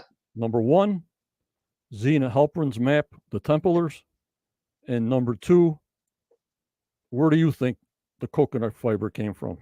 Okay. Zena's map, the one giveaway for me is that on her map, the shape of the island is just about equal to the present day shape of the island. Right? So we go back 300 years, the island was 25% bigger, had a completely different shape. Go back 600 years ago, it's connected to the mainland. It's not even an island. So people who are saying that the map was made in 1100 or earlier times. 1347. Yeah, couldn't have been made then because the island didn't exist. All right. So that's the first thing it tells me. I look at the writing on that map, the scribbling, looks like something a grade 6 kid would do in school out of his imagination. That's the feeling I get from it. But it just doesn't match. It does not match the sea level history, which is substantiated, written in 100 scientific papers that you can find in the literature if you want to take the time. But sea level's been well studied in Nova Scotia. Everyone here is worried about it because of global environmental change. We're really concerned. What is the sea level rate of change? We need to know what it's been doing in the last 500 years so we can project for the future and know when it's getting out of control and all that stuff. That research is well done, well defined, and all published. So her map, I don't know. From those perspectives, I just don't see it as being of value. And the Templars that supposedly stopped there or whatever? Yeah, I don't think that's true at all. You know, you got to realize that all of the workings on the island, so much stuff. It's not one boat of 10 guys, not one boat of 50 guys. This is a well-engineered, well-thought-out, well-disciplined crew who are able to put 4 or 5 pine tar kilns, build some huge structures on the island. I mean, I can go on and on. Smith's Cove, we've got Smith's Cove sorted out. I mean, we know what the U-shaped structure was, and we know what all of those things on that in that cove were. And without a shadow of a doubt, in my understanding, that's where all the evidence points. And it was British military that did that. And we can find the orders from Britain saying, you shall build this way. Here's how you do it. Here's why you should do this. Here's the money to do it. Go do it. Well, that's about as good as it gets in terms of proof as far as I'm concerned. Yep. And now your other question was about... the coconut fiber. Yeah, coconut fiber. Well, first off, coconut fiber was used. It didn't come up here on the Gulf Stream. So forget that one. The Gulf Stream doesn't come near Halifax, Nova Scotia. It goes off to sea. There's no way that any of these coconuts flowed in. First off, coconut's good food. You can bring coconuts on board, and then you can take the shells and burn them. They make great charcoal. The core that's on it, the fibrous material, actually makes wonderful caulking for ships. So you take the core, and what you do is mix it with tar and pitch, and you get your sailors to pound it in the cracks of the vessels, because every ship that went to sea, unless it was completely soaked in pine tar, sank. And the whole fleets, whether they're Norsemen, British, French, doesn't matter who it was, pine tar was an essential ingredient of sailing anywhere, especially if you went down the Caribbean, came back up here. The worms that were in your ship, you'd be sinking on the way. So it was common practice. And I think it came over with the Brits. They probably used it for many purposes. Some say packing. Yeah, packaging, Yeah, so that's no big deal. And when you just do a search on what core is used for around the world, there are probably 1,000 products made with it. Everything from car mats to door mats to brushes to filtration systems. It's really a wide spread of valuable material. So it always has been. All right. What about the boulderless beach? Boulders, nothing. The boulderless beach, there's boulders on it. If you go walk on it, you'll see there's lots of boulders there. There's not quite as many, but it's probably because how it formed is it came out of the till. So the sea level rose, eroded that cliff, and that till may have just been a bit more sandy than the rest of the till around the island. And it also depends on which way the currents are going. The currents are moving some of that sediment in the near shore. Boulderless beach is just a normal phenomenon. No one would remove the boulders from it and take them somewhere else because there's boulders everywhere. If you want boulders on Oak Island, just turn around, put your hand on the ground, you got a nice boulder. There's millions. As we're talking about boulders, of course, I got to ask you about Nolan's Cross. Yep. Yep. No, I know Nolan, met with Nolan, Good. know all about his stuff. He was quite secretive about what he did. And still we do not know. The show has access to all of his detailed maps, and I've seen a few of them, and they're spectacular. He has a lot of material on there, but he has identified, for instance, a spot he calls the treasure site, and no one has gone and looked at it. I mean, he's in the northern part of the island. He has it on his map, treasure site. He calls it the G site, and we have the G stone. Anyway, so I looked at all his boulders. They're not all cone shaped. They're not equidistant. The old bit of being, 367 feet separate. No, they're off by 10 feet here, 10 feet there. And even Erin, the young GIS girl who was on the show, she actually plotted them on her map, and they don't make right angles, and they're not equidistant, and they're all at different elevations. This is what people forget. So if you draw the cross across the lines between them, what the cross becomes is a sagged, tilted cross. So did they take those measurements into consideration? Did you draw straight lines across it, or did they follow the topography? It's not a flat surface. One boulder's on a hill, one's on the side of the hill, one's in the ocean, right? So they're all at different elevations. Now, the other thing is I checked the LiDAR very, very carefully, and 3 of the boulders, you can see where they've been dragged. They've been moved. And you can see the trench leading up to it, and it's been moved. So someone has taken a big tractor or whatever and moved them. They're in different positions than they were originally, and the island is covered by boulders. That upper till is just boulder rich. Anywhere you dig a trench on top of the island, you'll turn up hundreds of boulders. So I don't really think it's real. I think Fred would like it to have been. He thought it was kind of exciting that they're pretty close, but they're not accurate. And him being a master surveyor, he would know to the centimeter whether these things were right. Yep, he did a lot of plots. I was a surveyor myself, so I understand. We didn't have any GPS at the time. We just had our notebook, our transit, and a rod. That was it. Yes, for sure. And the one boulder that he has on the beach that's in the ocean? Yeah. Okay, that boulder was on land about 300 years ago, buried underneath the soil. It only's come out in the most recent while. So the fact that that boulder was not even there, no one knew it was there until the sea came up and eroded across it and exposed it. So the fact that it was really old cannot be old. And the other boulders have been moved. Like I say, 3 of them clearly moved. And Aaron's maps and the photographs, the aerial photographs and the LiDAR clearly show that. So unfortunately, I don't think it means anything.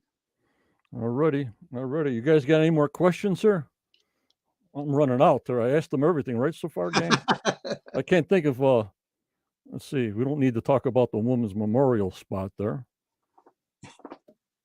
What do you think, guys?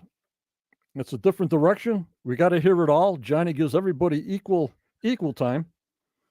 Don't forget he's got a book out. And yeah, and I would caution everybody, we're not coming on strong in the book and saying that our story is the only story, because we don't have all the answers. We have a lot of the answers. We have come to different conclusions based on the facts. If someone can come up with a new fact that changes our story, hey, I'll be the first guy in line to rewrite the story and do another evaluation. And that's how science goes. That's standard practice. Right. That's what we need, more science. And I think science is going to find what went on, if it went on, before, like a theorist says, an X on the spot. No, I think scientific data is going to solve this thing. And BC St. Jean says, what about the H2 zone?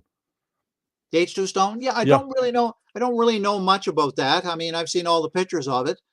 I think one thing that people need to realize is perspectives. And sometimes people will see, like, just as an example, say a triangle of those stones, right? Well, you know what? I could go there in an afternoon in about an hour's time and roll those stones and make a triangle, right? I could do that. But for me to put a shaft down 200 feet and put tunnels underneath the island and hard bedrock and changing bedrock and fight back the Atlantic Ocean as it comes in, that's probably 500 guys in 6 months' time and huge pumps and $1 million, right? There's a difference. You can't read into some small things too much. Now, I can imagine having 300-400 British soldiers on the island. Right. Some of the guys have free time off. Give them a chisel and they're all carving their name on the rock. All those drill holes on the island are surveyor's marks. We've proven that beyond a doubt. They were all made by British surveyors when they mapped the island. Standard practice, that's what they did. And they, the swages that were found were to sharpen the tools to actually to drill those holes in the boulders. And they're still there. They're all the same size, and there's quite an interesting story there. But we found that was the common approach that British military took to mapping a new area. And they would only map that area if they were going to undertake a lot of activity that was widespread. So here's the camp where the slaves go. Here's the camp where my workers go. The soldiers stay on land. The officers go off on the boats at night and drink wine. I mean, they had this thing all laid out appropriately and marked. And their tar kilns were done the same way. So it's the evidence is quite overwhelming that it was not just a few groups of a small group of people. It was a large, experienced contingent that did the work. And for the island to be so clean of artifacts, not a lot of pottery, not a lot of dishes, not a lot of nothing, has me wondering if it was a big involvement. Why is the island like Smith's Cove? They dredged it. They put the coffer dam up. We found nothing. I mean, we're not finding anything as far as me. It looks like the whole island was cleaned up. You know what I mean, Gordan? Yeah, well, you know what? You know the people who clean things up and are regimented, it's military. They tend to not leave much behind. But you read the literature and you will see, for instance, that Dan Blankenship found a disposal site for broken pottery. And there was 50 dishes all smashed. There were the flasks from the Mercury that were found. Haven't seen much on them lately, but I think there's a heck of a lot more stuff on the island than they have found. Keep digging, they'll find more. Smith's Cove was not full of many artifacts, but the huge structures, that was a lot of work to build. Those were not small things. Those were very labor intensive, well maintained, well done.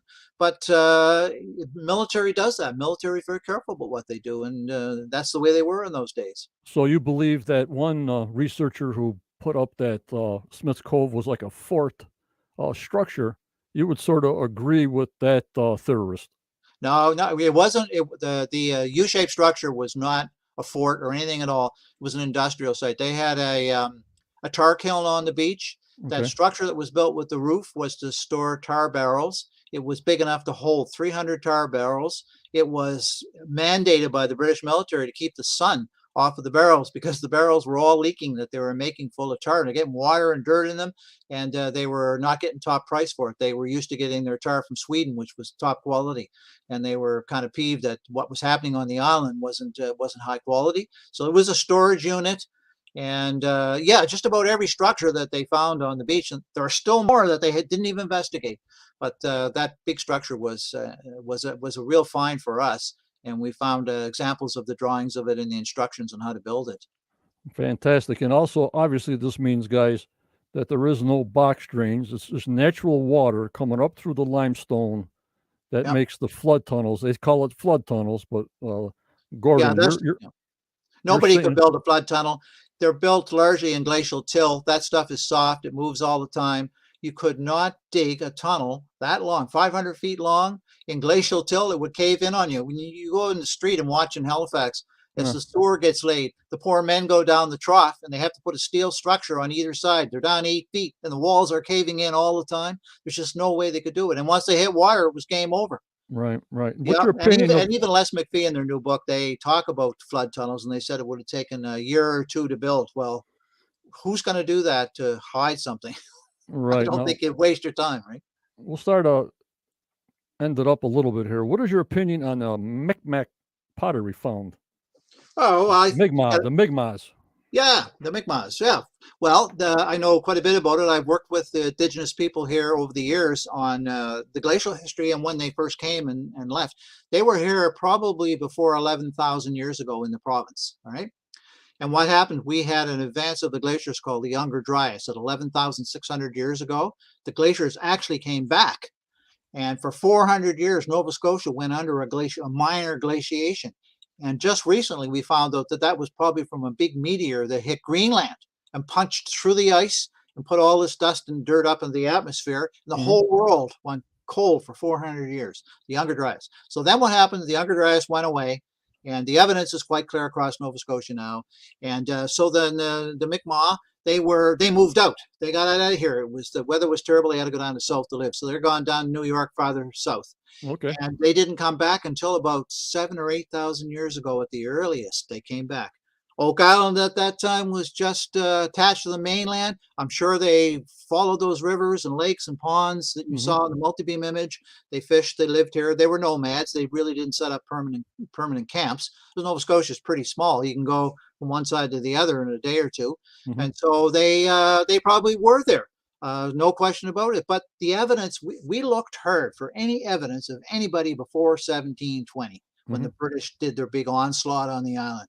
Could find very, very little evidence for any earlier stuff. Most of the dates that have come out, there's lots of questions on the dates, and that's a whole topic of discussion. But many of the dates they're getting now go between 1680 and 1750. Well, 1720 is right in the middle. And yeah, I think that's great. They found that stuff. The laws of the land say that gets precedence over everything else. So stand back until we do an investigation of it, and it'll happen. Then they'll do the work, and then you can go back to your area. That's kind of how it goes. Here's some kind of big words. I don't know what the heck I'm saying. Stephen wants to know, what were the stone spheres actually made out of? Pure olivine? Would it be peridotite? The explanation we're given was brief and inclusive. I think he's talking about the stone little rocks that were used in guns. They were all those gun pellets, not pellets. Exactly. Finding them round pellets on the top of the surface of the ground. I was sort of shocked. There it is. I almost kicked it. Well, the interesting thing is that the geologist who they had on board, again, is another friend of mine who works at Acadia University. He was suggesting that they may have come from the Azores, because that's the right kind of volcanic rocks. But I was surprised, because in Nova Scotia, we have the North Mountain basalt, which is the whole backbone of the province in the Bay of Fundy. It's 200 and something kilometers long, of the same kind of basalt. And I go to the beaches up there, and there are round stones on the beach, exactly the same size, made out of the same material. And those glaciers came over North Mountain and moved all that material over Oak Island, out to sea, dumped a lot of it behind. And I think it's just a local origin. I have a bunch of them in my garage out back that I picked up on the beach because I thought they were pretty neat, nice rounded stones. And these are from the Bay of Fundy. But I don't think that that's anything peculiar. It could be perfectly natural. Yeah, but see, as me as a fan and my members, I said, how the heck did they find this perfectly round stone on the surface of the ground? There it is. It's like, for us, well, what the heck is it doing on top of the surface? You know what I mean? All these years, nobody saw it. Nobody, what I mean? It just seems weird. Well, it could have been used as a shot in some kind of an early gun of sorts, cheap but hard to make. But then it could be perfectly natural. If the glaciers moved across that territory and deposited the same rocks on the island, they brought with them rocks all across Nova Scotia. And it's one of the things that geologists do is we look at all the gravel and the boulders, look at the lithology, and then we trace them back to where they came from, and that's how we find mines, right? Yep. So we find rocks on Oak Island or from North Mountain. Standard practice. I find them on the continental shelf offshore. There's lots of them. So it's traceable. It's easy to do. Unbelievable. Well, guys, we'll take maybe 3 more questions. I don't want to hold Gordan up. I'm very interested. We've been on almost 2 hours. Oh, my lordy, 40, Gordan. I love this stuff. I just love different angles, different perspective on things. And it's up to them to believe whatever, but you put it out there, and science don't lie. And that's what I like to be going towards, is the science part of it. So if we got some more questions. Yep, Peter, he believes the pine trees were for ships' masts. That's why they picked Oak Island. Of all the islands, why did they pick Oak Island? Well, if you want to know why they picked Oak Island, let's say it's 300 years ago, and the island is just becoming an island. So you probably couldn't get behind it with a ship, but you could drive up to it in a ship. So why do you pick it? It's close to land, so you can get fresh water from the rivers. It's close to land, but it's still an island, so you have safety. So you can put your guards to watch that the natives are not coming after you, number one, right? It's deep enough water to get at it. It's diggable soil because it's glacial till, drumlin. So if you want to put pine tar kilns in, it's a hill, and you need a hill for pine tar kilns, so the pine tar flows into the barrels. So you do that. You got suitable anchorages. You're far enough up the bay so big storms and waves don't get you. You can protect yourself. There's a whole bunch of natural reasons why someone would choose the island. And pine trees are not only on the island, or they were on the other islands nearby, but on the mainland, on the woods. You just drive down there, as I said before, in any given day, and it's just magnificent pines. And these are ones that have been all cut down and have grown back, but they're just, it is the pine belt of Nova Scotia. So that's another reason, of course. Right. And then we had last week or this week, I'm getting lost there. Gary found a piece of metal between two rocks just offshore. Piece of copper. Did you see that? Did you see that little shield he found? Yeah. What did you think of that, Gordan? First thing I thought was, I have them in my backyard on top of my fence posts. And I cut the copper myself and pounded it down to the top to keep it from rotting, right? Copper was on many ships' hulls. That little tiny piece, too small for a box to put anything in of significance. It was probably just on a log or the end of a wharf or the end of someone's deck or front steps, just a little piece of metal pounded on the end of it so the water doesn't get in there and you don't rot it out, because the first place it rots is where the end of the grain is. Yep. And so I don't think it's anything special, nothing unique whatsoever. Standard practice found on a beach. If you find something on the surface, just be really careful that it has significance, because it's in no context. It's not in a position of where it would tell you something, right? So there's the big can. They got the big cans going in. I know from pictures that people send me that I know they did at least one 10-foot diameter can. They say they're going to do 4. I hope they do 4. Yeah. But if they started in September and they ended almost the second week of October when the things left, you know what I mean? So I don't know if they had enough time. I think when you're doing a bigger caisson, it takes more work than a 4-foot caisson, doesn't it? I would say so, and I don't think it gives you much of an advantage, really. It's way more work to get it out. There's more friction and everything. So I would think that that's the case. But there's been no rumor on the street in any of the bars and taverns, not that we've been allowed to go to them because of COVID, but the bottom line is there are no rumors. You have 100 guys down there. You would think if they found something of significance, but I would have recommended to them to make sure you go down over 200 feet. You want to be in bedrock. You want to get samples of that bedrock. You want to look at whether it's gypsum and hydrite or limestone. And if you don't go that far, you're not into the area where all of the channels are and the erosional channels and where material could have moved. And so I always tell the members a couple of things. We're always in the money pit digging. Could it be possible for 9 years they haven't found anything of significance in the money pit position? Could it be one of two things? Number one, it's not at the money pit.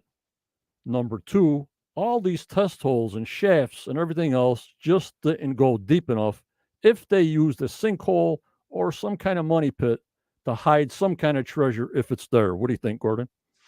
Yeah, I agree with you. Look, it's been dug up so many times. I've been taken to task because I said they know where the money pit position is within centimeters. I've said that.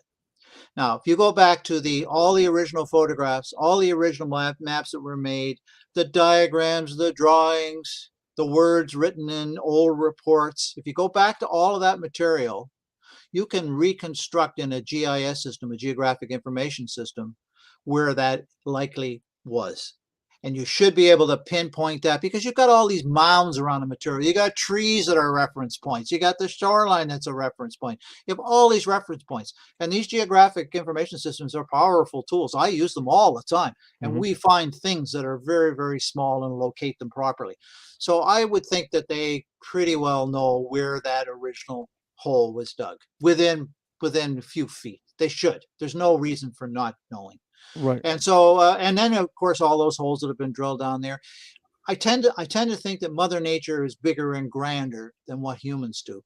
So although they put a lot of holes down there, I don't think they have substantially changed things. They're not responsible for all the water that's flowing through there. That's Mother Nature. It's Mother Nature at its best on a scale of tens to hundreds of meters, not just the small stuff. The small stuff, what they've been doing.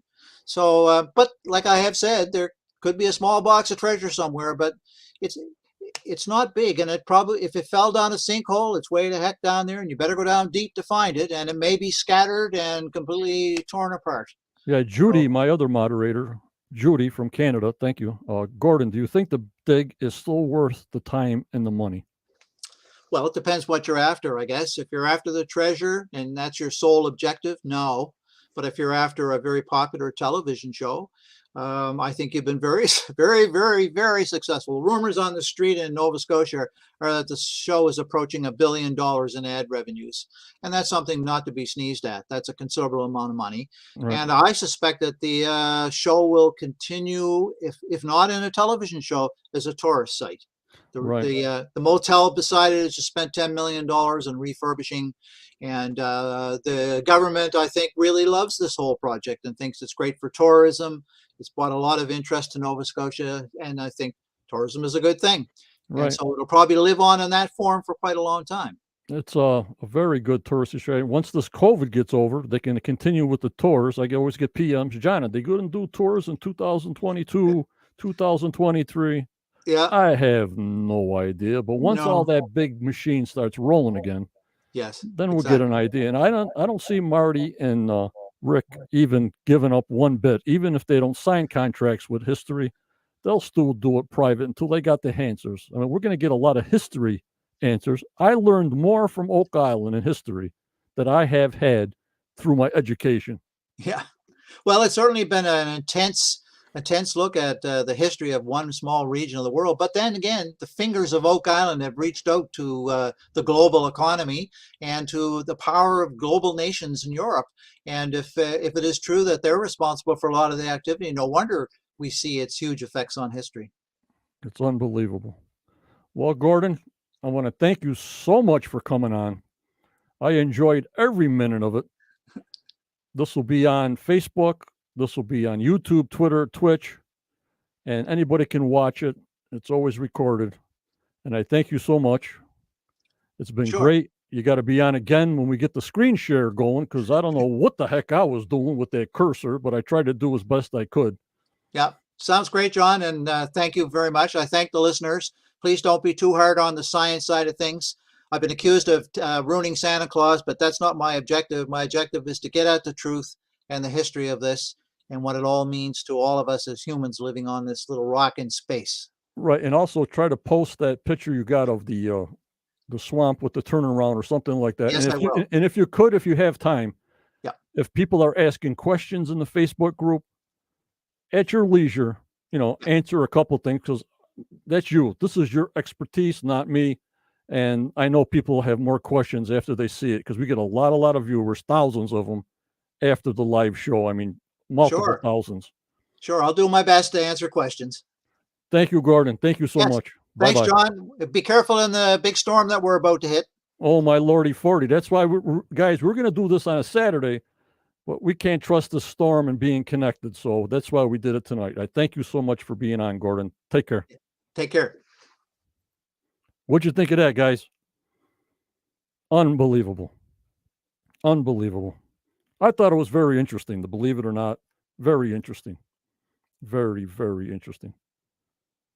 All right, you'll see me pre-show Tuesday. I'm not going to go on Saturday because of the storm. I'll just have more problems with my Canadian friends and everything.